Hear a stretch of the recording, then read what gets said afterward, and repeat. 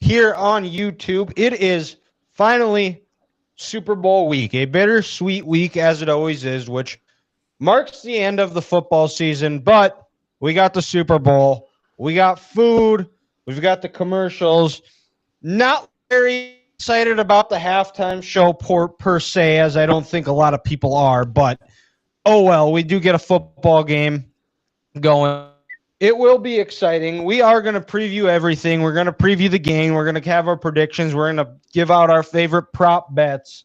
But before we do, since this has been a very popular segment and very fun to do because, Grant smartly is not as plugged into the internet, so doesn't see the things that Ethan and I always see. So we're going to start again, as we always do, or as we did last week. We're going to start with the segment Grant React.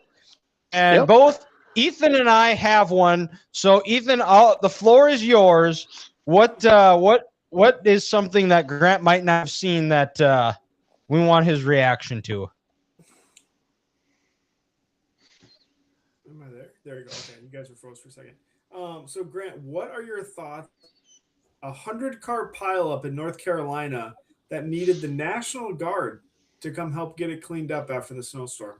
Well, I think this, again, just proves that people in the southern part of this country are uneducated losers. Hello, assholes. Turn your brain on. You had, 10 inches of snow down in North Carolina? You guys 11. Don't know. 11 inches of snow. You'd think Jason Love was down there. You don't know how to drive. Stay home. Life is not that important. You don't know what you're doing. And it takes 5 seconds for someone to not know what they're doing, to take their eye off the road, look at their phone, hit their brakes too fast, and then cause this pileup. You know what? Yes, you are living in NASCAR country, but you can't drive like this in snow, you dumb, stupid, uneducated white people who drink Coke and not Pepsi in the southern part of this country. That's right. Stay home. If you're not used to it, it doesn't matter. That's why they shut schools down in Alabama when they have a threat of snow. Like a 100-car pileup, like you people could have been stranded. The North Carolina DOT could have said, you know what, we don't have the equipment. We don't know what we're doing. Good luck. You're going to figure it out. Like what happened in the state of Iowa earlier this winter when they had that awful storm on Thanksgiving weekend. They said if you got stranded, well, you're on your ass. We're not letting our emergency people go out to see you. It's not that hard. Just stay home. Nothing in life is that important to go out and drive in 11 inches of snow. Even if it was up here, if I didn't have to leave my house for no reason, we had 11 inches of snow, I'm not leaving my house. And that's in Minnesota. Why would I do that in North Carolina? Oh, that's right. Because they're Duke fans. They don't know how to read. They're stupid. They're close to the state of Tennessee. So the idiots in that state just rub off of them and make them not that smart. All right. Are you done making fun of people from the South? I could go all night, but they probably wouldn't understand what I'm saying because I'm educated, so I'm done.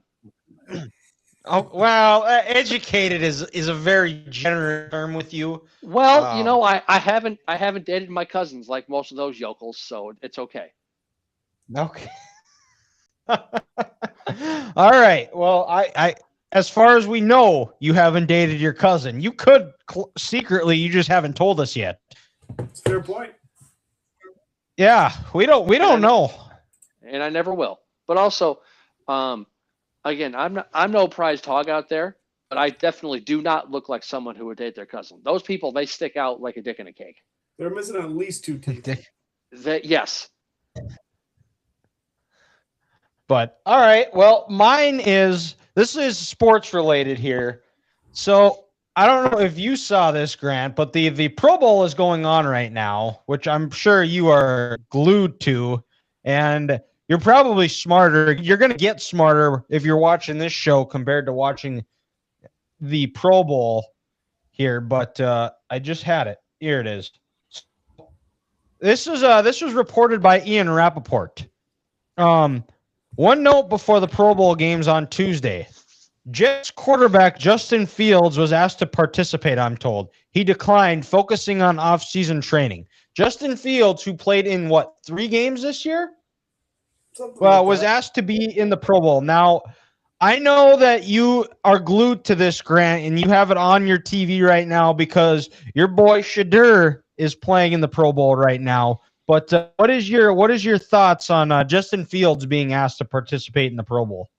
This is disrespectful to the late great Sean Taylor, because in a Pro Bowl game he blew up the Buffalo Bills punter when he was trying to get forward on 4th down, and now we're going to let another victim from Ohio State University who is attempting to play quarterback in the NFL asked to be a Pro Bowler. Just end it. Just end the Pro Bowl games right now. If you still want to have the fans vote and have the coaches vote and to give these guys their acclimates so they can possibly make the Hall of Fame someday, like when Pat Surtain II, if he keeps playing the way he's playing, he'll get in because he'll be a 10-time plus Pro Bowler. If you want to do that, I'm fine with that. But let's stop wasting our fucking time. How many ballots, though? How many ballots does Pat Surtain does it take? Apparently the greatest coach of all time, it takes more than one because we're worried about other people getting in or because he was mean to the media. Well, so with that, and it probably didn't help that Pat Surtain went to Alabama, so people are going to have that disdain there because, he is a winner. And also by proxy, since he played for Sean Payton, that takes him down a couple notches. So probably at least the 3rd ballot, maybe 4. Okay. If we're going off on how these voters go today. And also, the fact that the Pro Bowl games is going on a Tuesday, like the worst night in the middle of the week is Tuesday. Nothing good ever is live on television, not being recorded, on a Tuesday. And also, the fact that we took it out of Hawaii, the people of Hawaii had to love that. You had the coaches on the sidelines with a Hawaiian shirt, with the lays on. It was after the Super Bowl. You had matching uniforms. The teams wore their own helmet.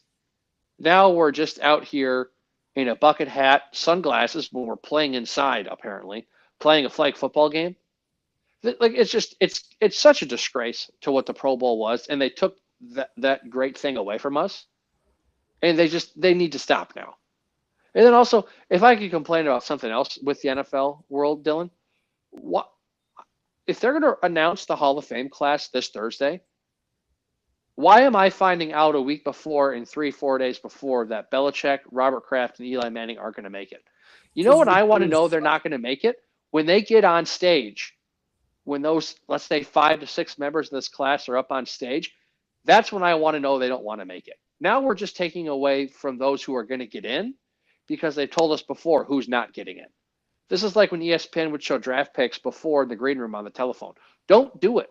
I want to be surprised. I agree. And I think, you know what? I think we are in for some surprises on Sunday, guys, because as we said, it's Super Bowl. So you guys ready to talk the Super Bowl? Can we just mention how the Wolves seem like they're going to be getting Giannis here within 24 hours? Yes, that's happening. I'm all for it. Is it? Okay. Minnesota is his preferred destination. And also our offer right now is the one that is intriguing the Bucks the most. Ethan, do you know what what are that they? offer Are they is? what? Nas Reed? Is it Nas, Jaden McDaniels, and Randall? It's Randall. Well, because you're not. It's Randall, McDaniels, and a couple other players, but not like Nas. I don't think is in the package. No. Well, you have to keep Nas for the outside shooting. Yep. Yeah, I don't think Nas is part of it. And then it sounded like the Bucks aren't sure if they would keep him or if they would move him for more picks. Who? I don't know why you wouldn't keep him. Like, he's a freaking stud. Who is that, McDaniel? Yeah. You have to keep him. He could be the cornerstone of your franchise. Yeah, I don't get it. But hey, the Bucks, you do you. Well, remember, they were 30-11 and then fired their head coach and hired Doc Rivers, and now they're in free fall. It is interesting. Dwayne Wade, when he won his first title, was 24, and they went and traded for Shaq at the deadline, went on to win title. Anthony, 24, trade for NBA title winning player. Giannis. Just saying. And you know who people compared Anthony coming out of college to? Wade. Wade. Kobe. Who is Wade's college coach? Tom Crean. Yeah. Who is Anthony's college coach? Tom Crean.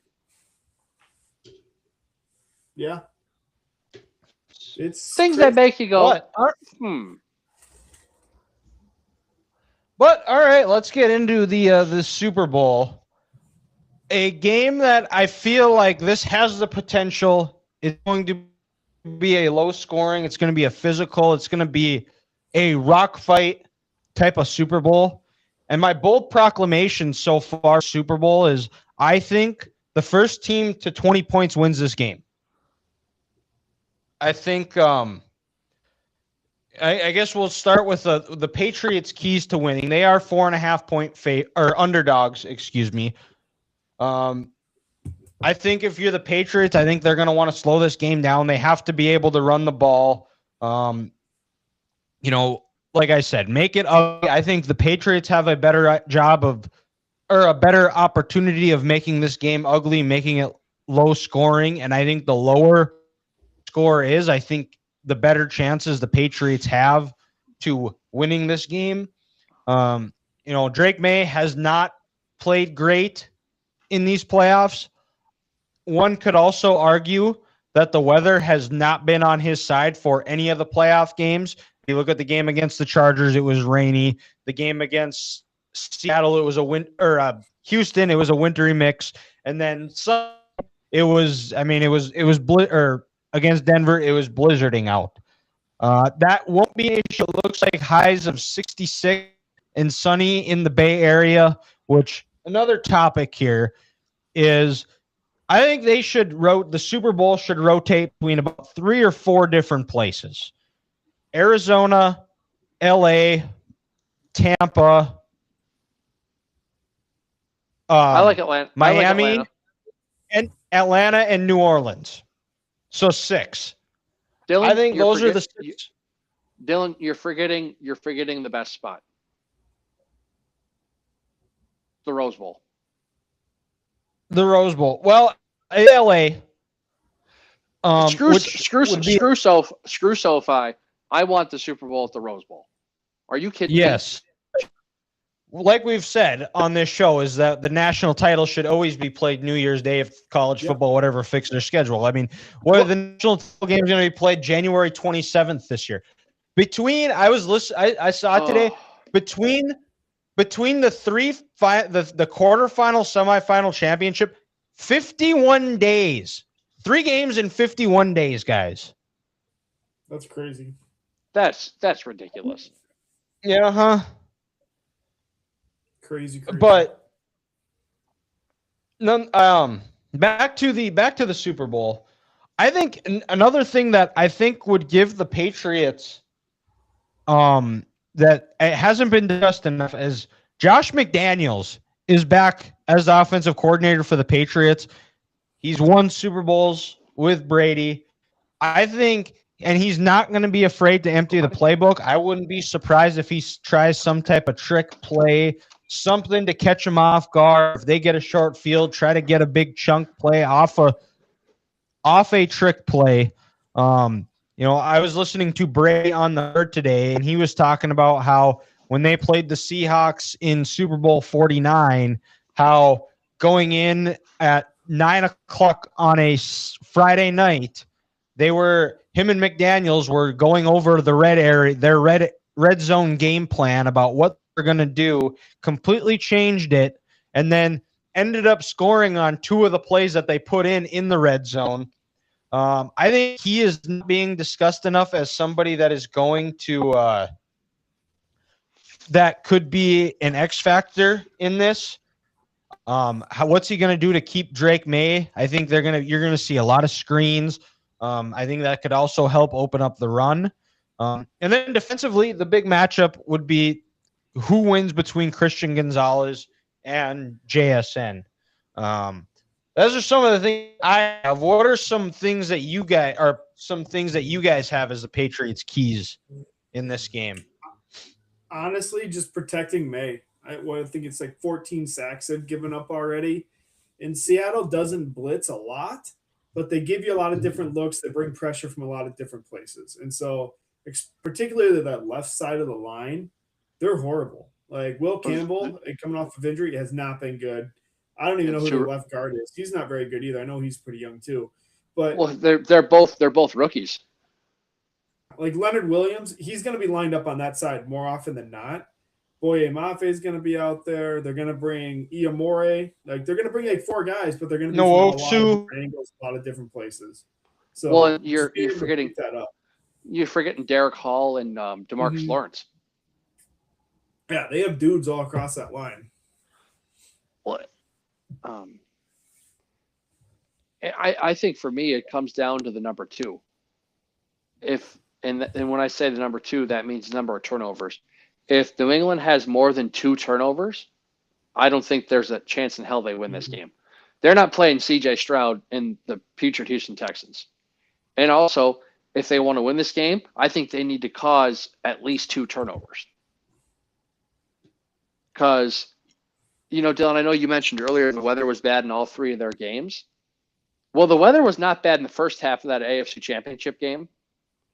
And people who will want to say, well, Denver has a really good defense. Well, the Seahawks, they have the best defense in the NFL in terms of points per game given up this year.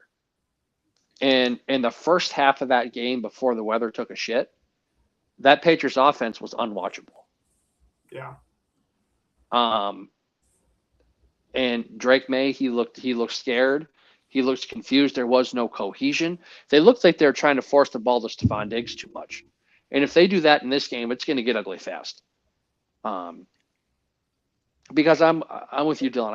I think they have to somewhat establish a little bit of a running game, because if Drake has to throw it over 30 times, I think this game's over. Yeah, especially against that Seattle defense, and with how good that secondary is, and how Mike McDonald just confuses everybody like that. I'm not saying that Stevenson and Henderson need to rush for 120 yards, but I think they probably have to have close to 25 rushing attempts in this game. Because that, to your point, Dylan, that means they probably have the ball for 35, 36 minutes. They're slowing it down. It's 3rd and 5 or short or less. They're having some of these long drives because you're not going to get big plays on Seattle. So it's going to have to be ball control. It's going to have to be a lot like the first Super Bowl they won against the Rams in 2001. Yeah, I was thinking the same thing, and I guess that's a good transition over to Seattle. And I think the big thing is, what they've done to this point where, the offense has been putting up the point. I think establishing the run early, try to wear down that Patriots defense, keep them on the field. 3rd down is going to be huge. Or I'm curious to see the type of game plan that Clint Kubiak has with Sam Darnold. I talked about the advantage Josh McDaniels could provide for the Patriots and Drake May having the experience coaching in this game. Does Kubiak have a little bit too much of what McVay had back when they played the Patriots in the Super Bowl? A little bit over preparing, doing too much. Because New England is really good at not giving up big plays. Seattle, that's really what gets that offense going. What happens if those big plays aren't there? Sam Darnold has been known. He hasn't done it. He's done a good job of taking care of the ball, but what happens if the deep shot isn't there? He tries to force it, and the Patriots are able to get an interception. And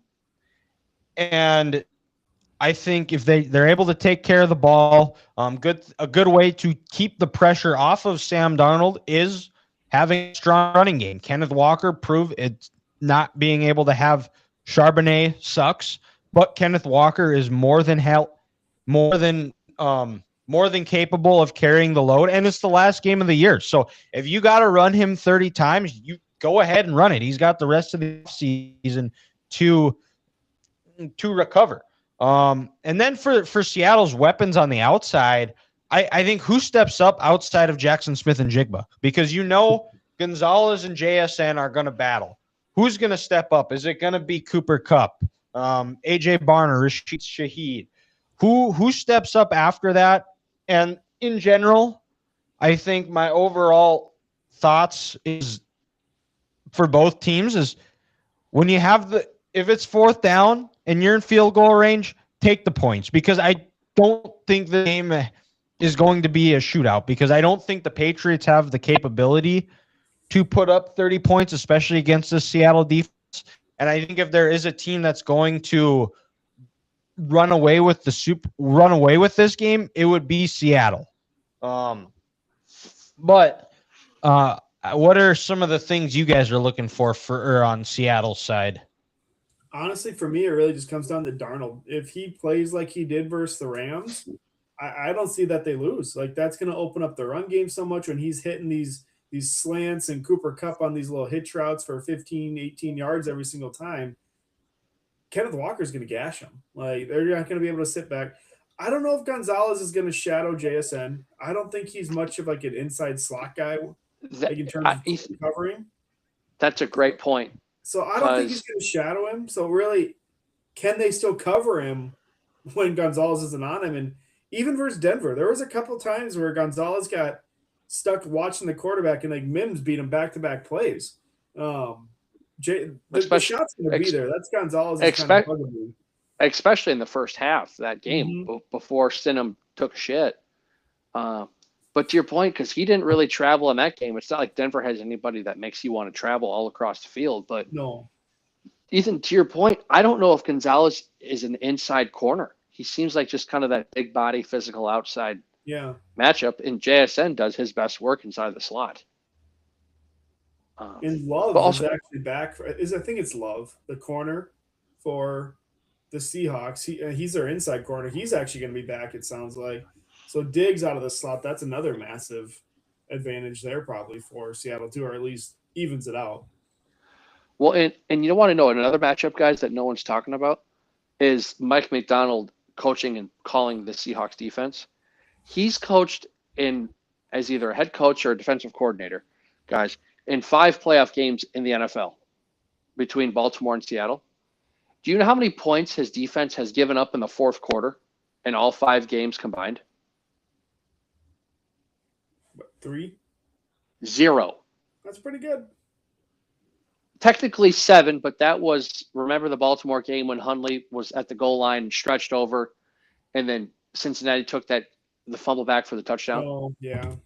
So technically 7, but a Mike McDonald coach defense against Joe Burrow, rookie C.J. Stroud, Pat Mahomes, Brock Purdy, Matt Stafford has given up 0 points in the fourth quarter in the playoffs. One second here. Uh-oh. Come on in, Fido.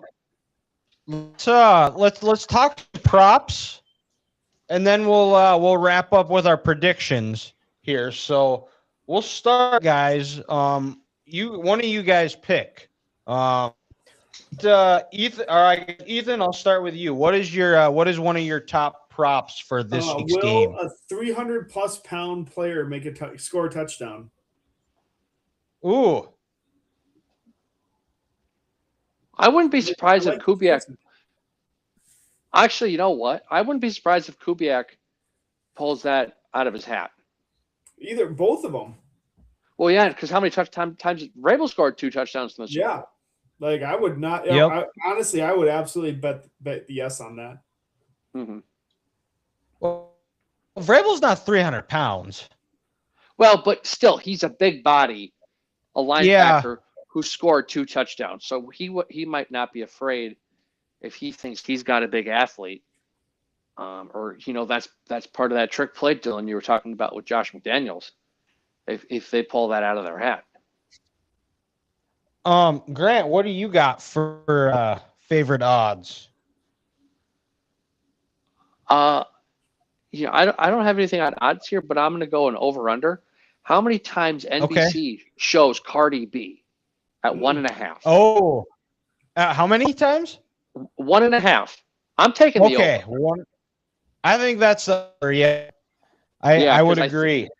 I think they're going to show her once in the Patriots box with Robert Kraft, and then they're going to show her again after Stephon Diggs scores a touchdown. I was gonna say it depends on how well Diggs does. That's the thing, and I think Diggs is going to score a TD. So I'm taking the over on Cardi B being shown on the TV at 1.5. Okay. I've got one. It is going to be. I don't know if I don't think it will happen, but the chances that an octopus occurs. Do you guys know what an octopus I was is? gonna do that one. That's a good one. Grant, do you know what an octopus is? I don't. I'm not. No, I'm not. No, I don't. No. So an octopus is when a person scores a touchdown and then also scores on the 2-point conversion.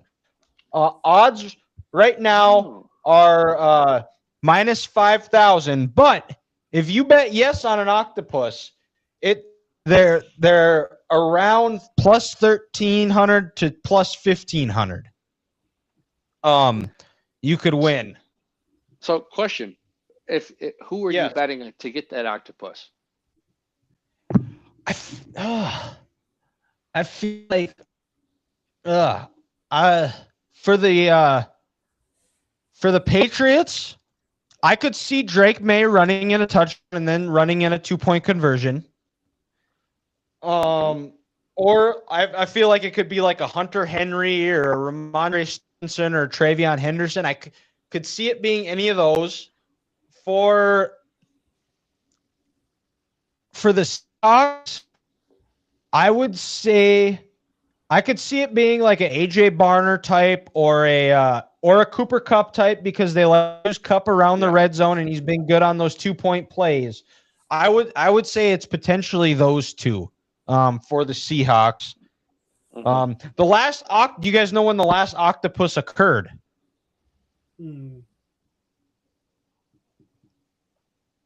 Was it no idea? It was Super Bowl 57. Jalen Hurts was the octopus. Yeah, that's right. Yep. So, Ethan, back to you.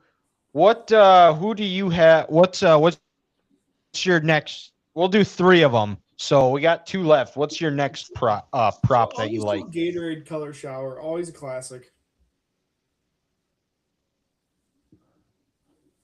So then, what is that color going to be? Let's go orange. Orange? Okay, that's the leader right now. All right. Grant? I'm going to go points scored in the first quarter at 8.5, and I'm going to take the under. At 8.5? 8.5 first quarter points total for both teams. I'm going under. Dylan, like you said, it's gonna be a rock fight early, and the way McDaniels is going to coach this game is how he coached every single one of his Super Bowls. Slow and steady. He's going to try to figure out what McDonald's doing and then make his adjustments. So 8.5 points in the first quarter, under. Okay. Mine going to be I like Hunter Henry receiving yards over right now. I think it's at like 36. As I'm trying to look here, but that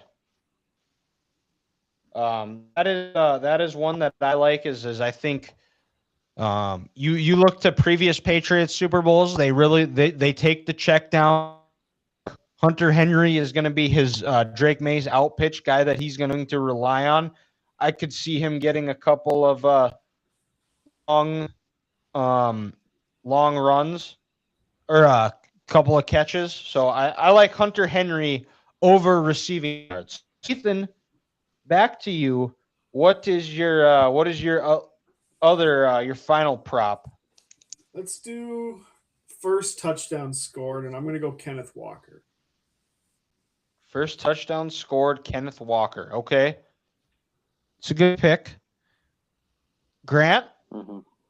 what's your Third one, I'm going to go Jason Myers, the Seattle Seahawks kicker. At PAT attempts at 2.5. I'm going to take the over. Okay.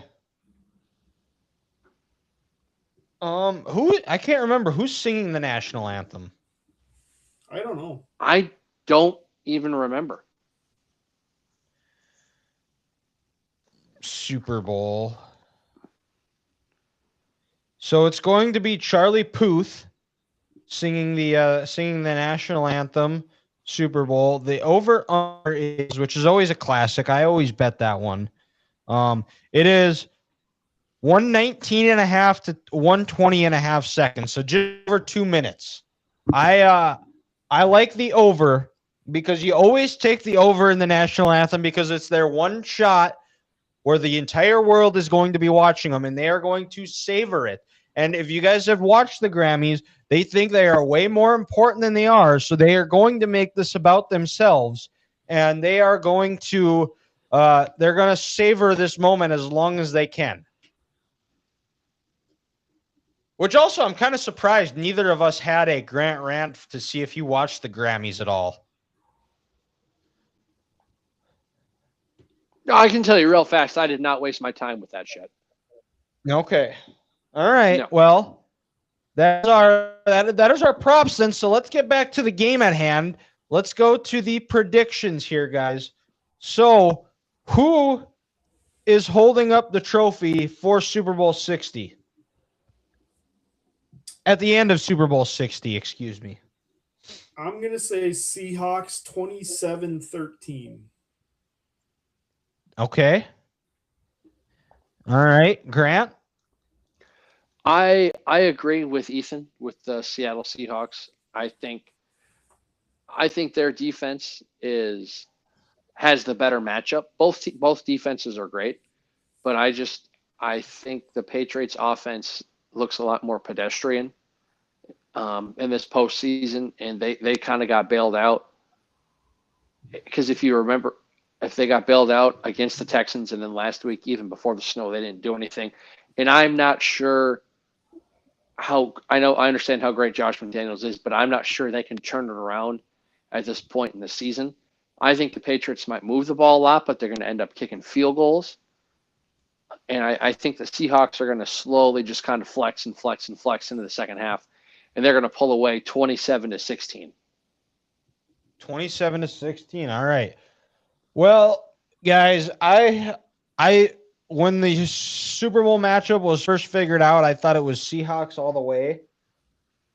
And I've bounced back and forth. I've played all these scenarios out in my head. This could potentially start the Patriots' third dynasty. But I just keep going back to I can trust this Patriots offense.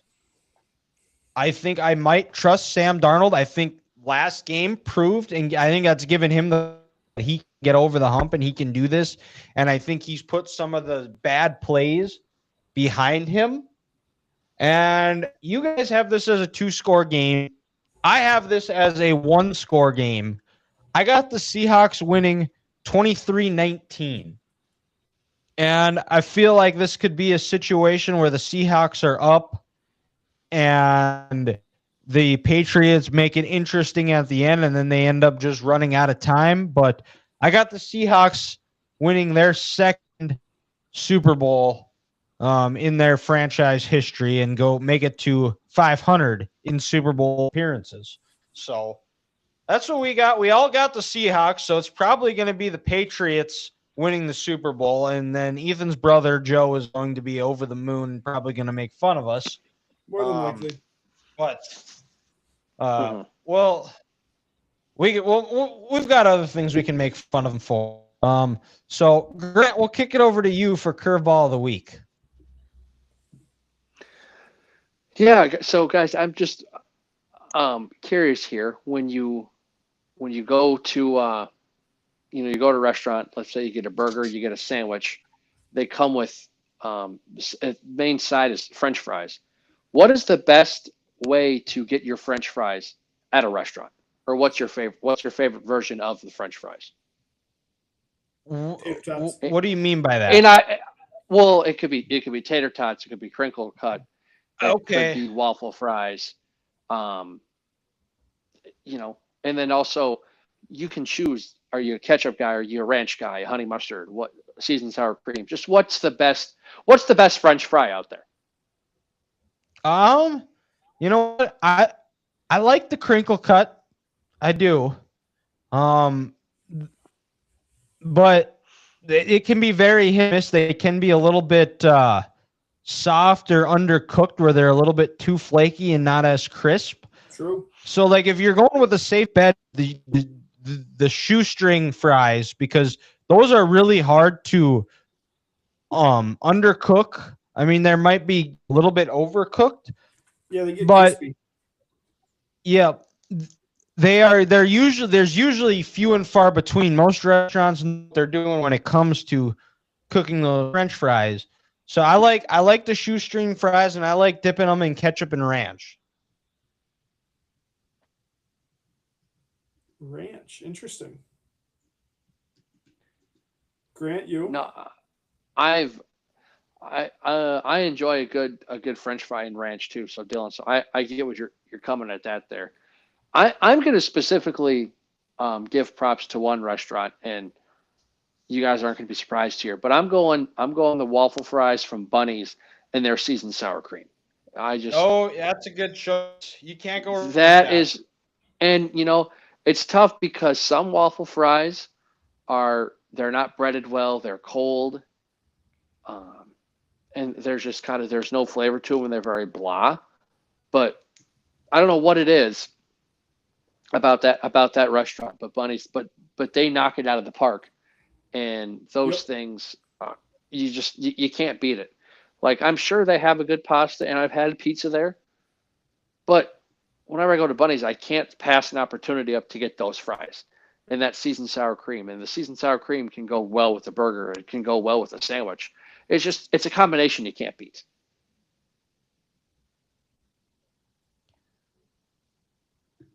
That is a great choice. Great choice. I will say this though, Ethan? real quick, guys. Also, I do love me a good set of curly fries. Yeah. Yeah, curly fries. Where are you getting your curly fries from? Oh, Arby's. Arby's. Okay. Yep. Do you ever buy like the bag that you can buy at the store? Do you ever take that? You never do. Because I kind of feel like even though you're bringing it home, you're cooking it home, it's not the same as getting it at the restaurant out of their hot fryer and everything else like that. It's not the same at home. Okay. All right, Ethan. I said tater tots. Oh, you did say tater tots. That's right. Tater tots. You can't go wrong with some good tots every now and again. But I think that wraps up this week's episode. I don't know if we have anything else you guys want to talk about. I don't know if there is much more to talk about. We'll be back next week with a Super Bowl recap. We all picked the Seahawks, so obviously the three guys talking ball jinx. It's going to be a Patriots Super Bowl, their 7th Super Bowl, and we're going to see a start of potentially the 3rd Patriots.